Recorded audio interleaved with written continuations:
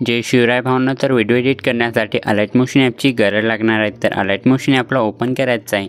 Open केल्यानंतर काही अशा प्रकारे आपल्याला इंटरफेस दिसणार आहे। तर खालच्या साईडला दिसेल प्रोजेक्ट, तर प्रोजेक्टवरती जायचं आहे। प्रोजेक्टवरती गेल्यानंतर आपल्याला 3 प्रोजेक्टला इम्पोर्ट करून घ्यायचं आहे।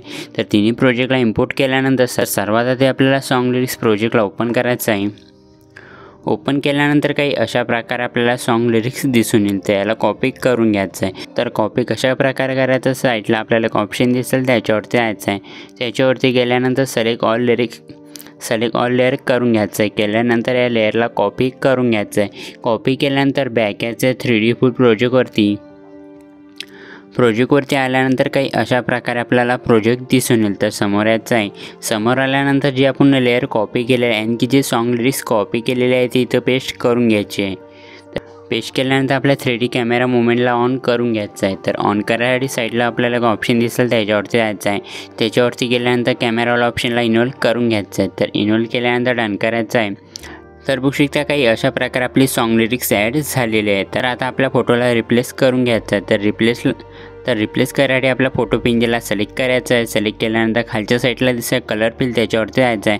त्याच्यावरती गेल्यानंतर ऑप्शनवरती जायचं आहे। ऑप्शनवरती गेल्यानंतर आपल्या पिंजला सिलेक्ट करून घ्यायचं आहे। पिंजला सिलेक्ट केल्यानंतर ॲड करून घ्यायचं आहे। तर ॲड केल्यानंतर काही अशा प्रकारे आपल्या फोटोला रिप्लेस करून घ्यायचं आहे। तर रिप्लेस केल्यानंतर डन करायचं आहे। डन केल्यानंतर बघू शकता काही अशा प्रकारे आपल्या तिन्ही जण फोटो पिंजला ॲड करून घ्यायचं आहे। तर मी ऑलरेडी ॲड केलेला आहे। तर समोर यायचं आहे। समोर आल्यानंतर बॅक यायचं आहे।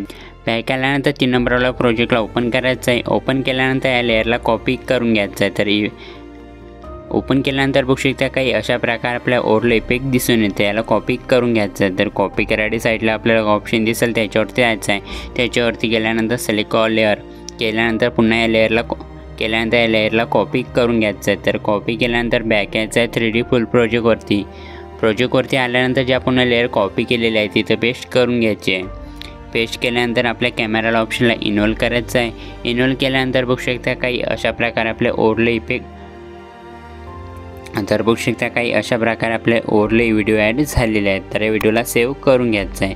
तर व्हिडिओला सेव्ह करायसाठी वरती दिसेल आपल्याला शेअरवाला ऑप्शन, त्याच्यावरती जायचं आहे। त्याच्यावरती गेल्यानंतर एक्सपोर्ट करून घ्यायचं आहे।